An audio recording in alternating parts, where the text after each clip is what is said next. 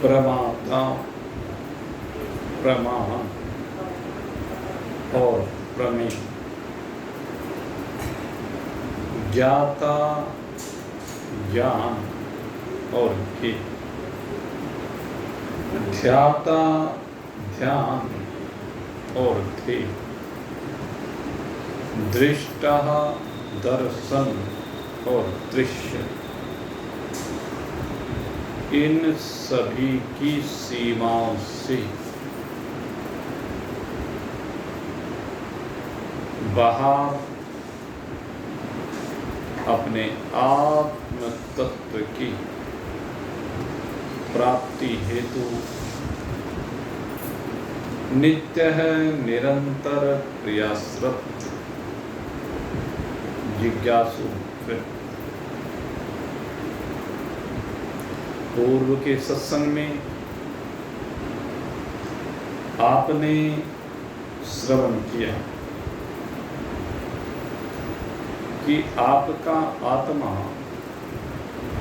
प्रमाणों के द्वारा प्रमाणित नहीं किया जा सकता। प्रत्यक्ष प्रमाण, अनुमान प्रमाण, शब्द या आगम प्रमाण, उपमान प्रमाण, अर्थापत्ति प्रमाण और अनुपलब्धि प्रमाण, ये सभी प्रमाण केवल लौकिक पदार्थों को, लौकिक शरीरों को, त्रिगुणात्मक प्रकृति की सीमा में विराजमान पदार्थों को या पंचभूतों से निर्मित पदार्थों को या शरीरों को ही प्रकाशित कर सकते हैं, अर्थात उनका ही ज्ञान कराने में समर्थ हैं। लेकिन ये आत्मा इन सब की सीमाओं से परे है, क्योंकि आत्मा न दृष्टा है, न दर्शन है, न ही दृश्य है।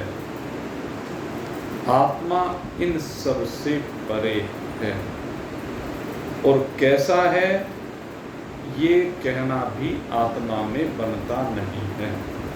आत्मा ऐसा है या वैसा है, ये कुछ भी कहना इस आत्मा में संभव नहीं है। इन प्रमाणों के द्वारा जो कहा जा सकता है वो रंग बिरंगा संसार है, वो माया का खेल है। लेकिन परमात्मा इनसे परे है। वर्ण आश्रम रंग बिरंगे, वर्ण आश्रम रंग बिरंगे, इनसे खेलो खेले में। वर्ण आश्रम रंग बिरंगे, इनसे खेलो खेले में। एक ही साथ अनेक विराज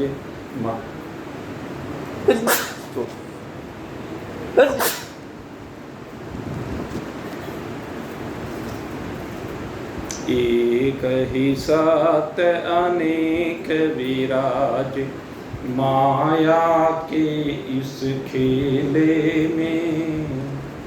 वर्ण आश्रम रंग बिरंगे, इनसे खेलो खेले में।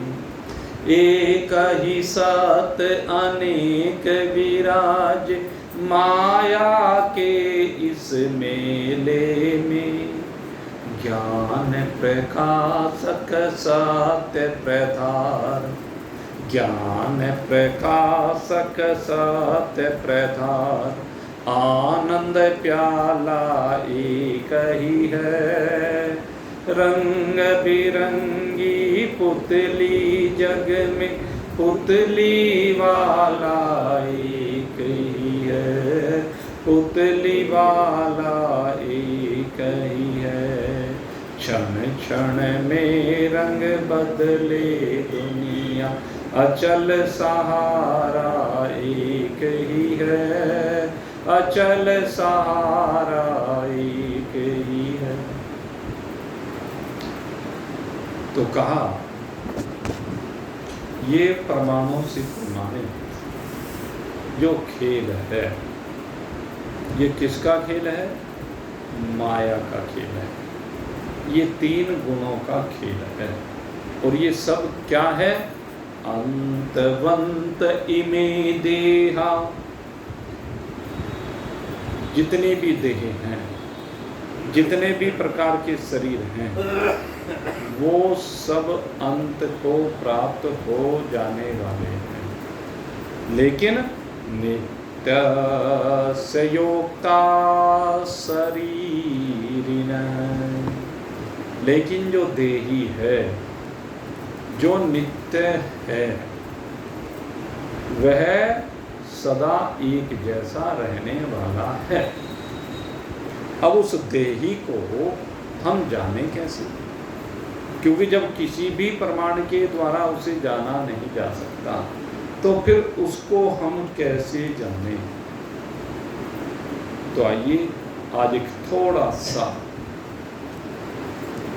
अनुभूत विषय आपके सामने रखने जा रहे हैं,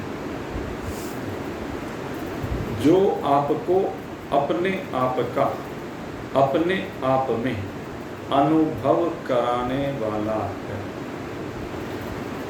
क्योंकि शरीर तो अंत को प्राप्त हो जाने वाला है। जरा ध्यान लगा करके देखें। ध्यान लगा करके देखने के बाद आप जाएंगे, जब देखेंगे तो आप पाएंगे कि शरीर वास्तव में अंत वाला है। शरीर तो आपके चिंतन में ही विलय को प्राप्त हो जाने वाला है। शरीर में कोई क्रिया नहीं रह जाती है।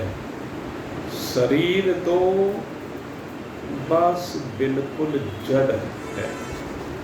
जहाँ तक हम शरीर की बात करते हैं तो शरीर जड़ है, परिवर्तनशील है, क्षण भंगुर है, विनाशी है।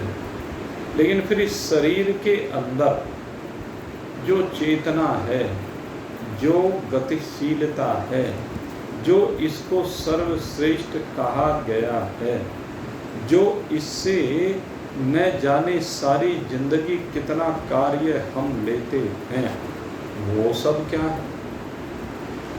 जरा उस बात के ऊपर हम अपने चिंतन को लेकर के जाएं। जब हम चिंतन को इस दिशा में लेकर के जाएंगे, तब पाएंगे कि इस शरीर में जो चेतना हमें प्रतीत हो रही है, जिसकी वजह से शरीर एक्टिवेट रहता है, वह चेतनाएं अनेक प्रकार की है। और हमारा दायित्व है कि हम उन चेतनाओं को पृथक पृथक करके देखें। अगर उन चेतनाओं को पृथक पृथक करके देखने की सामर्थ्य हमारे में आ जाए, तो हम अपने वास्तविक स्वरूप को, अपनी वास्तविक मंजिल को प्राप्त कर लें। और इसके लिए क्या करें? देखें जरा शरीर में चेतना कहाँ कहाँ से आ रही है। ये चेतना जो इस शरीर में गति प्रदान कर रही है, तो सबसे पहले जब हम निरीक्षण करते हैं, तो हमें सबसे पहले ये चेतना कहाँ से आती हुई दिखाई देगी? तो मेरे मित्रों, जो प्राण वायु को ये शरीर ग्रहण करता है, सबसे पहली चेतना आपको वहाँ से आती हुई प्रतीत होगी।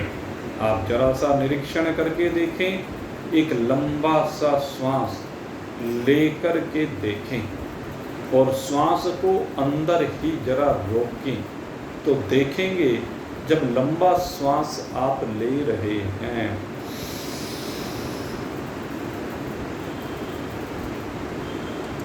तो आप इस श्वास को लेते हुए देखेंगे कि आपके शरीर में एक चेतना सी भरती जा रही है।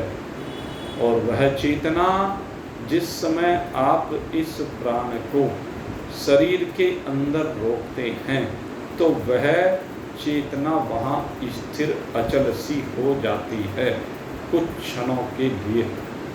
लेकिन जैसे ही प्राण वायु को पर श्वास के द्वारा बाहर छोड़ा जाता है तो वह शक्ति बाहर निकलती हुई प्रतीत हो रही है। और बाहर जब श्वास को आप रोक देते हैं अर्थात प्राण को आप रोक देते हैं तब भी जरा अनुभूत करके देखो, साथ साथ प्रैक्टिकल करके देखो। बाहर थोड़ा सा श्वास को रोकी तो आप देखेंगे कि जब श्वास को बाहर आपने रोका तो उस समय भी दिक्कत तो आपको जरूर होगी, लेकिन शरीर के अंदर चेतना आपको उस समय भी प्रतीत होगी। तो ये जो प्राण है, ये जो आपके शरीर में एक शक्ति का संचार करता है। प्राण यानी एक प्रकार की शक्ति, विशेष शक्ति। प्राण आपके शरीर को सक्रिय करने के लिए आपको प्रदान कर रहा होता है, लेकिन इस प्राण से अलग दूसरी शक्ति इसके अंदर विराजमान है जो प्राण के बाहर रहने पर भी वह शक्ति आपको प्रतीत हो रही है। और जो हम कहते हैं कि प्राण के निकल जाने पर ये शरीर निष्क्रिय हो जाता है, तो आप अभी अभी जागृत अवस्था में प्रैक्टिकल करके देखें। आज मैं आपको बड़े भेद की बात बता रहा हूँ, ये बिल्कुल हाल ही का अनुभव आज आपको बता रहा हूँ। प्राण के बाहर निकलने के बाद भी भाई अंतकाल में प्राण निकलेगा तो भी तो ऐसे ही निकलेगा, बाहर रह जाएगा। तो अभी इसको बाहर रोक करके देखो, तो बाहर रोक करके देखने से प्राण विहीनता शरीर में होने से भी ये शरीर मृत नहीं हो रहा है, अपितु इस शरीर में अभी भी आपको चेतना की प्रतीति हो रही है। तो ये निष्कर्ष कि प्राण के निकलने पर मर जाता है, ये निष्कर्ष अधूरापन लिए हुए है। आश्चर्य मत करना जो बात मैं कह रहा हूं, और आपको साथ साथ सिद्ध करके दिखा रहा हूं, अपना सिद्ध कर लीजिए। सिद्ध हो रहा है ना, प्राण के बाहर निकलने पर भी मृत्यु हुई क्या? तो प्राण के बाहर निकलने से मृत्यु नहीं हो रही है। फिर मृत्यु किस प्रकार से हो रही है, आज मैं आपको वहां तक लेकर के जाऊंगा कि मृत्यु वास्तव में कब होती है, अर्थात ये शरीर कब निष्क्रिय होता है, कब इस शरीर को आप चिता में ले जाकर जलाने की स्थिति में होते हैं। वो स्थिति ये केवल प्राण के बाहर निकलने से नहीं आ रही है, अपितु अब अगली चेतना के ऊपर पहले हम चिंतन करेंगे। तो अगली चेतना किसकी है, तो मैं आपको बताऊं, प्राणों के बाद वैसे तो चेतना कर्मेंद्रियों की भी है, ज्ञानेंद्रियों की भी है, लेकिन विशिष्ट चेतनाओं की मैं यहाँ पर बात कर रहा हूँ। विशिष्ट चेतनाओं में अब दूसरे नंबर पर जो चेतना है वो आपके अंतःकरण की चेतना है। और ये अंतःकरण की चेतना, आप जरा ध्यान कीजिए, ये परिवर्तनशील है। किस चीज को लेकर? अपने रहने के स्थानों को लेकर के परिवर्तनशील है। इसको भी आप साथ साथ अनुभव कर सकते हैं। अत्यधिक समय ये चेतना आपके मस्तिष्क में रहती है। सबसे ज़्यादा समय ये चेतना अंतःकरण की मस्तिष्क में रहती है। और दूसरे नंबर पर, जैसे इस समय मैं बोल रहा हूँ, तो इस समय ये चेतना विशेष रूप से वाणी में, कंठ में आकर के विराजमान हो जाती है। और अंतःकरण जब वाणी में आकर के विराजमान हो जाता है, तो तब ये वाणी एकाग्रता के साथ अपनी बात को रख पाती है। इन दोनों का संगम भी है। एक साथ आपका मस्तिष्क और ये कंठ, ये दोनों भी एक साथ क्रियान्वित रह सकते हैं। अर्थात अंतःकरण इस प्रकार से अपने को इन दोनों के साथ लय कर लेता है, मस्तिष्क के और कंठ के साथ, कि इसकी विशिष्ट शक्ति या कह लीजिए आधी शक्ति कंठ में आकर विराजमान हो जाए, या 75% कंठ में हो जाए और 25% मस्तिष्क में रह जाए, तो ये स्थिति भी संभव है। और ये आप थोड़ा सा ध्यान अपने पर लगाने से, इस अंतःकरण पर लगाने से इसको अनुभव कर सकते हैं। वाणी के बोलते समय 100% अंतःकरण की शक्ति वाणी में केंद्रित नहीं हो पा रही है। अधिकतर कभी कभी हो भी जाती है, ऐसा नहीं कि नहीं होती, क्योंकि ये संचरणशील है। और इसकी लंबाई कह लीजिए, वैसे तो इसकी कोई लंबाई होती नहीं है, लेकिन एक कहने के लिए एक वाइब्रेशन कह लीजिए, एक ऊर्जा कह लीजिए, एक कंपन कह लीजिए, जो भी आप उचित समझे शब्द आप इशारे में समझ सकते हैं, क्योंकि इसको भी पूरी तरह से हम परिभाषित नहीं कर सकते हैं। लेकिन ये साथ साथ आप अनुभव करेंगे कि जिस समय ये अंतःकरण विशेष रूप से वाणी में विराजमान होता है, तो आपका मस्तिष्क बहुत हल्का हो जाता है और आपका अपनी वाणी पर पूरी तरह से नियंत्रण होता है। अन्यथा अगर यदि एक क्या होता है, आप देखते हैं कई बार बोल भी रहे हैं और मन से सोच भी रहे हैं, तो उस स्थिति में मस्तिष्क भी क्रियाशील होता है और वाणी भी क्रियारत होती है, दोनों चीजें हैं। तो एक समय पर दोनों चीजें क्रियाशील रहती हैं। बोलते हुए मस्तिष्क भी काम कर रहा होता है, लेकिन जिस समय ये अंतःकरण पूरी तरह से आकर के, या इसका अधिकांश अंश पूरी तरह से जब वाणी में विराजमान हो जाता है, कंठ में विराजमान हो जाता है, तो कंठ से जो शब्दों का प्रवाहन है वह उत्तम कोटि का होता है, और नहीं तो थोड़ा सा जाल सा बुना जाता है, भरम सा दिखाई देता है। वाणी के द्वारा जो कहा जा रहा है वो ठीक से प्रकटन नहीं हो पाने के कारण से श्रोताओं की समझ में नहीं आ पाता है। इसलिए इन दोनों का मिलन, अंतःकरण और वाणी का मिलन, महान पुरुषों की वाणी को दिव्यता से संयुक्त करता है, तेज से संयुक्त करता है। तो खैर उस समय चेतना विशेष रूप से कंठ में आकर के विराजमान हो जाती है और मस्तिष्क हल्का हो जाता है। जब दोनों जगह चेतना विराजमान होती है तो मस्तिष्क हल्का नहीं होता, कुछ हल्का तो जरूर होता है, ऐसा नहीं कि कुछ हल्का नहीं होता।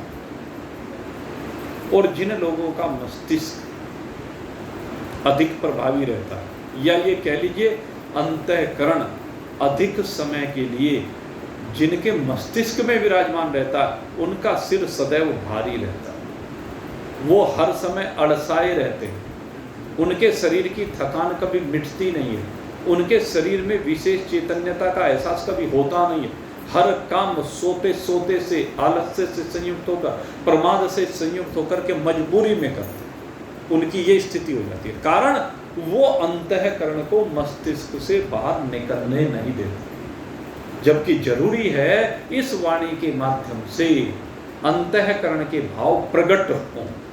अगर अंतःकरण के भाव प्रकट हो जाएंगे तो मन हल्का हो जाता है। और इसका सबसे बड़ा प्रमाण क्या है? कोई व्यक्ति बहुत अधिक तनाव में हो, बहुत अधिक परेशान हो, उसी समय कोई उसका प्यारा मिलने के लिए आ जाए और वो अपना सारा गुबार अंदर का जो उसके परेशानी का कारण है उसके सामने प्रकट कर दे, तो आप देखेंगे कि उसका मन बड़ा हल्का हो जाता है, उसका मस्तिष्क बहुत हल्का हो जाता है। उसके भाव जब प्रकट हो जाते हैं तो वो अपने आप में ये महसूस करता है कि मेरा आधा दुख निपट गया। यद्यपि दुख तो पहले भी वही था, दूसरे के आगे कह दिया तो उससे क्या फर्क पड़ा, समस्या का समाधान नहीं हुआ, लेकिन उसे लगा कि कुछ हल्कापन हो गया। तो इस मन को, इस मस्तिष्क को हल्का करने, इस भार को कम करने के लिए, अपने शरीर में से निद्रा को निकालने के लिए, आलस्य को निकालने के लिए, प्रमाद को निकालने के लिए इस मस्तिष्क से अंतःकरण को वाणी की ओर लाना प्रारंभ कीजिए। और क्या करें? डिप्रेशन यही चीज है, खत्म हो गया बिल्कुल। डिप्रेशन के जितने भी मरीज हैं उनके लिए तो ये सबसे बड़ी रामबाण औषधि है कि वे अपने भावों को प्रकट करें। और दूसरी बात यह है, इन भावों को प्रकट करने की भी आवश्यकता नहीं, दूसरा भी तरीका है, गाइए। आप गाओ, आप पढ़ें तो बोल करके पढ़ें, तब भी ये भाव निकल जाएंगे, मस्तिष्क हल्का हो जाएगा। आजमा के देख लेना जो बात मैं कह रहा हूं, ये सब अनुभव सिद्ध बात बता रहा हूं, शास्त्रोक्त अनुभव सिद्ध बात है ये। आप गाना शुरू कर दीजिए।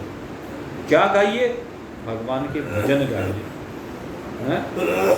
या आपको भगवान के भजन अगर यदि तनाव में बहुत ज़्यादा हैं, जो भी आपको पसंद है, आपको फिल्मी गाने ही पसंद है, वही गाना शुरू कर दो,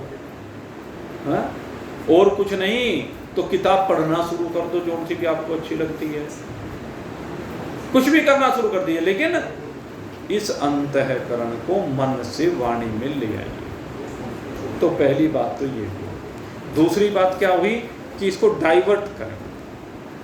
जो अंतःकरण के अंदर भरे हुआ कबाड़ा कचरा है, उस कचरे को बाहर निकालने के बजाय समझ के द्वारा उस कचरे को वहीं जला के भस्म कर दीजिए और वाणी से गुणानुवाद कीजिए। किसका? भगवान का। भगवान की लीलाओं को, भगवान के चरित्र को गाना प्रारंभ। और इसके बाद भगवान के चरित्र के बाद अगर यदि वहाँ पर आपका मन लगने लगे, अब भगवान के गुणों को गाइए। देखो दोनों बात में फर्क है, एक भगवान की लीलाओं का गायन है, दूसरे भगवान के गुणों का गायन। लीलाओं के गायन से गुणों का गायन श्रेष्ठ है।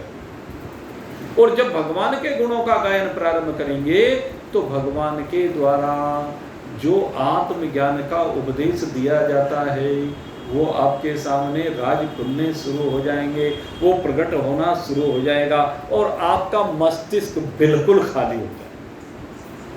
कहीं से? कूड़े कचरे से। ये विधान है। तो चेतना मस्तिष्क में रहती है, चेतना वाणी में रहती है, और इसके बाद आप अंतःकरण की इस चेतना को कहाँ लेकर के जाएं? हृदय में लेकर के जाएं। और आप देखेंगे जिस समय अंतःकरण हृदय में चला जाता है उस समय न वाणी से बोलने की आवश्यकता है और न ही मस्तिष्क में बैठ कर के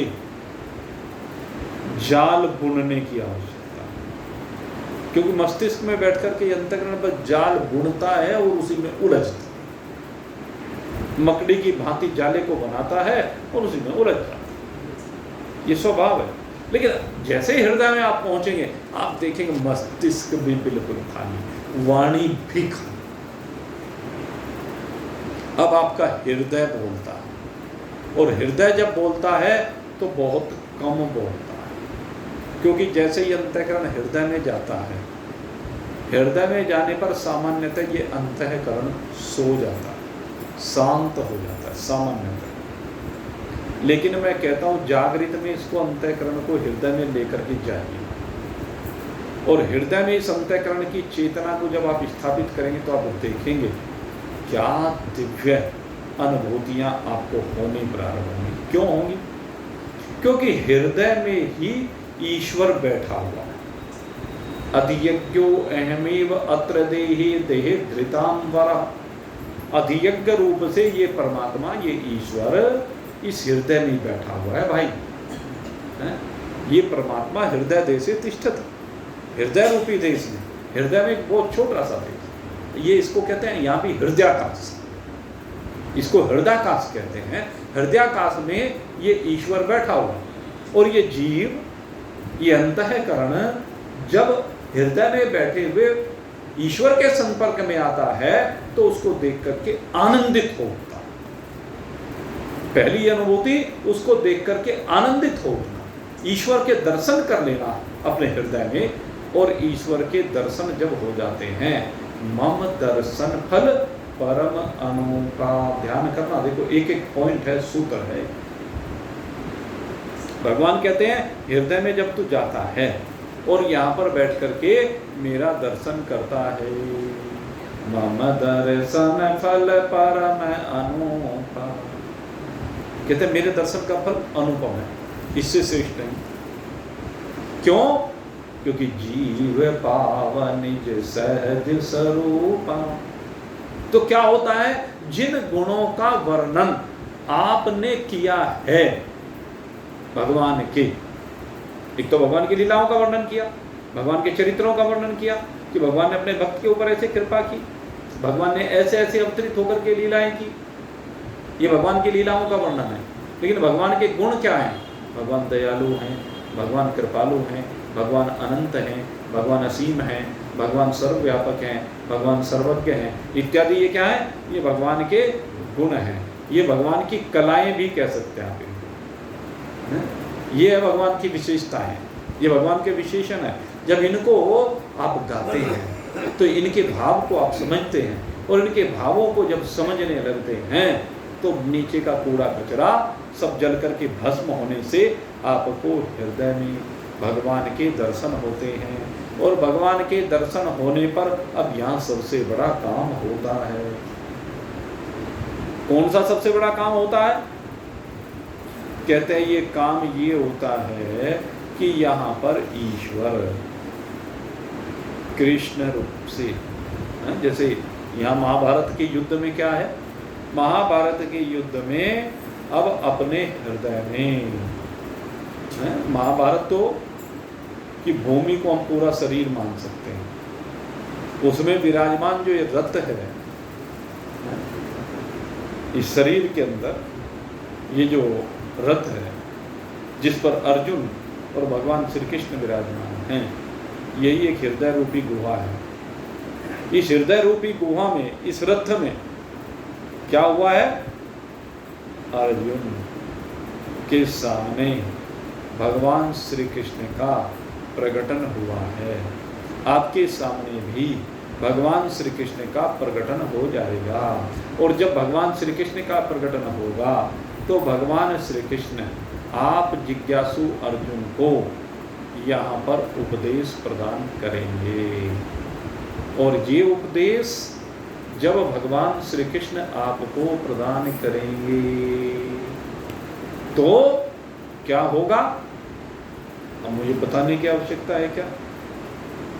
मम दर्शन फल परम अनूपा, जीव पावन निज सहज स्वरूपा।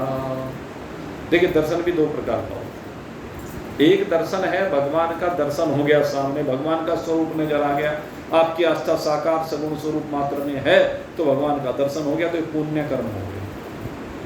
बहुतों को हुआ है भगवान का दर्शन, लेकिन इससे अपने स्वरूप का बोध कहाँ हुआ? ध्रुव को भगवान का दर्शन हुआ, लेकिन ध्रुव को अपने स्वरूप का बोध नहीं हुआ। वहां पर भगवान का दर्शन होने के बाद भी ध्रुव को बोध तक हुआ क्या? नहीं हुआ। आपको बता दूं, बोध होने के बाद कहते जीव को अपने स्वरूप में विराजमानता हो जाती है,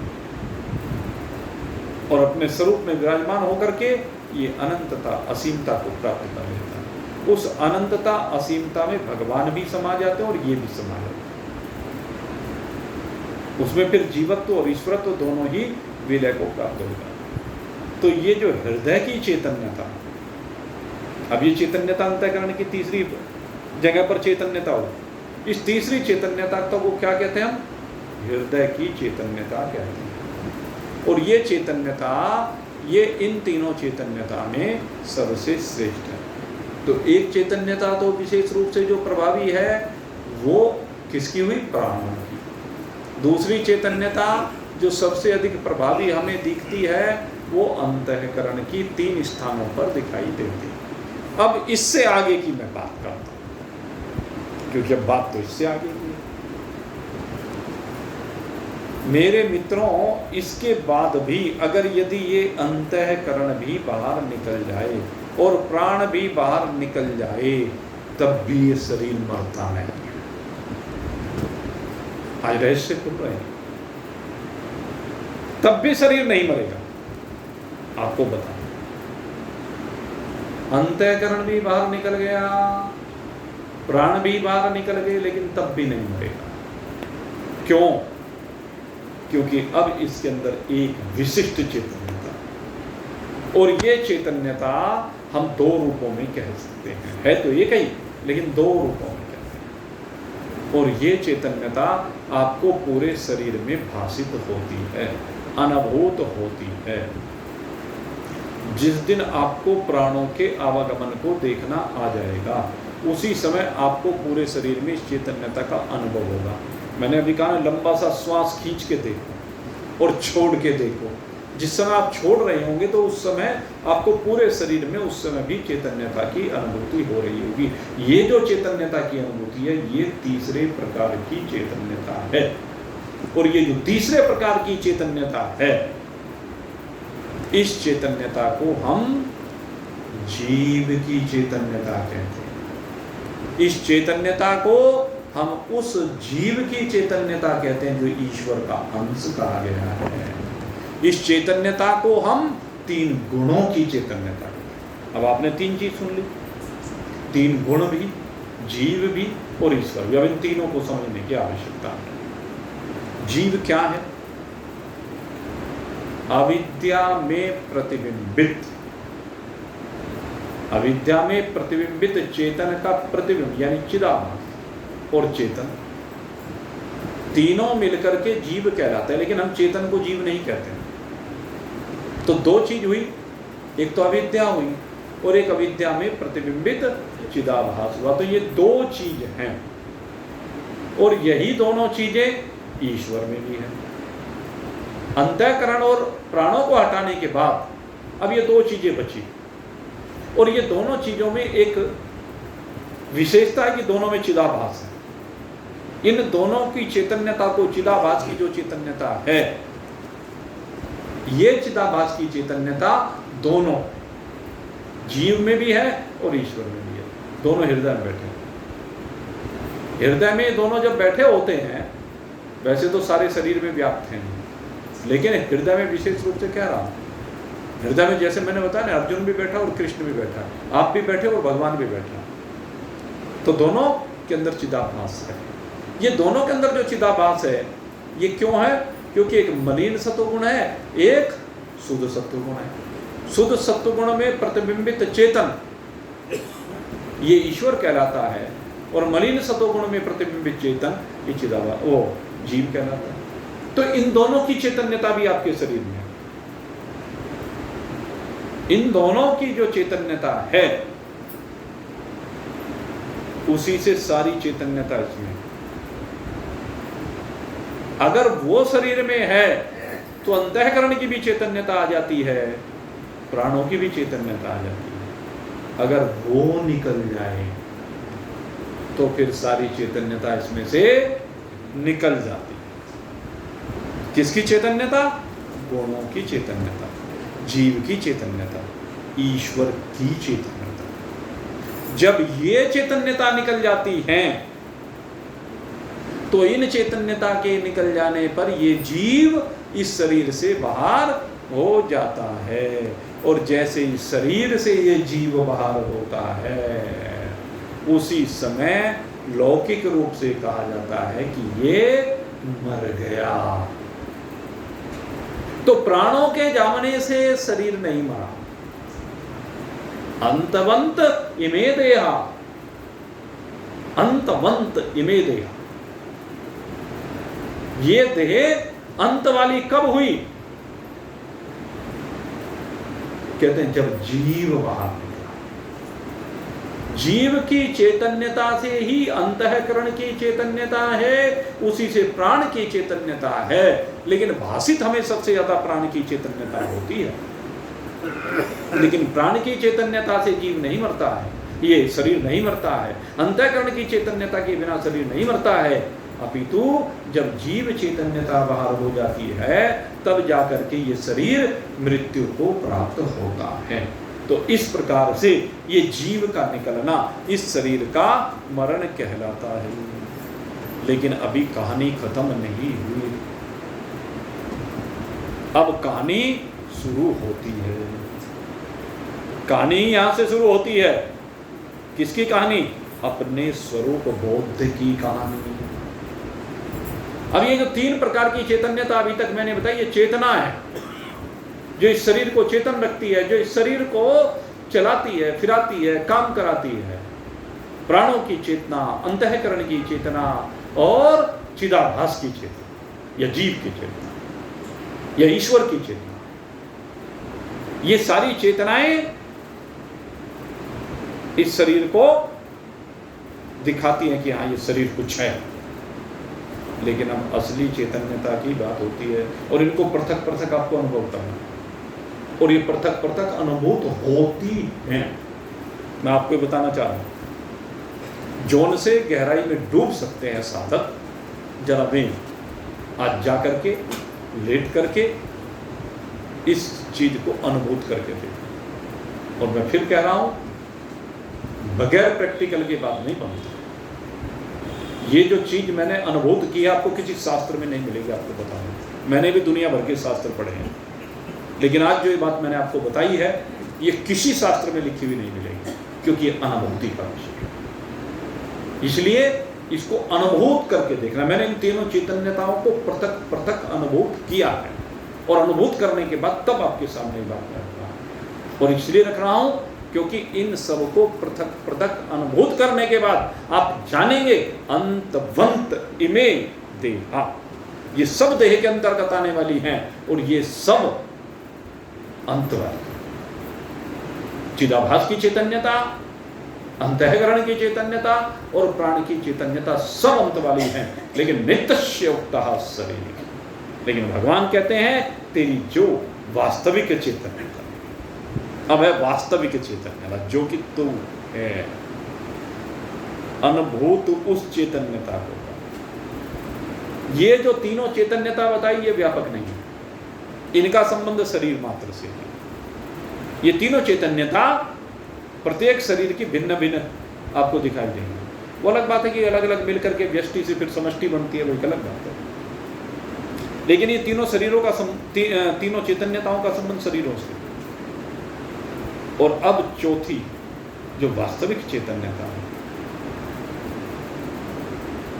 वो कौन है? वो आपकी आत्मा है। ये व्यापक आत्मा, ये अनंत आत्मा, ये असीम आत्मा, ये सत्ता आत्मा, ये ज्ञान स्वरूप आत्मा, जो इन सब को आधार प्रदान करे, जिसके अस्तित्व से इन सब का अस्तित्व प्रतीत होता है। यद्यपि ये सब स्वप्नवत है, यद्यपि ये सब मिथ्या, ये सब रहने वाले नहीं है, लेकिन मुझ आत्मा की चैतन्यता से ये सब सत्य से प्रतीत होते हैं, असत्य होते हुए, जड़ होते हुए भी सत्य से प्रतीत होते हैं।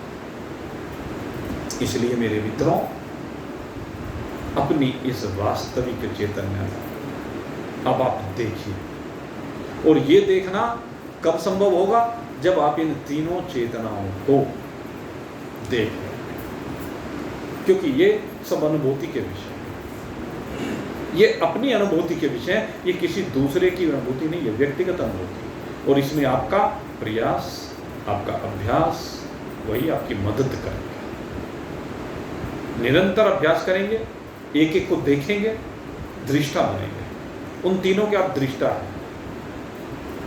ये तीनों चैतन्यताएं आपको अनुभव होंगी और फिर तीनों की तीनों एक और हट करके खड़ी हो जाएंगी। और जैसे ये तीनों चैतन्यताएं हट करके एक और खड़ी हो जाएंगे, कब हटकर खड़ी होंगी? जब आप तीनों को समझ जाएंगे, तीनों को जान जाएंगे, तीनों को देख लेंगे। और किस रूप में देख लेंगे? ये मैं नहीं हूं, ये मैं नहीं हूं। जब इस रूप में आप देख लेंगे, तब मेरे मित्रों, आप अपनी उस वास्तविक चैतन्यता में स्वतः विराजमान हो, क्योंकि तीनों हट जाएंगे, कल्पित हट जाएगा, जो सत्य है सो रह जाएगा, जो वास्तविक है, यथार्थ है, वो रह जाएगा और वो यहाँ है। तो ये आपकी वास्तविकता, ये आपका स्वरूप, ये आप अपने आप में विराजमान होकर के अनुभूत कर सकते हैं। और आप इसको अनुभूत करें। आप सबके लिए बहुत बहुत शुभकामना करता हूँ, और बहुत बहुत शुभकामना के साथ साथ भगवान से प्रार्थना करता हूँ कि आप सबको अर्जुन के सदृश समझते हुए आपको ये दिव्य ज्ञान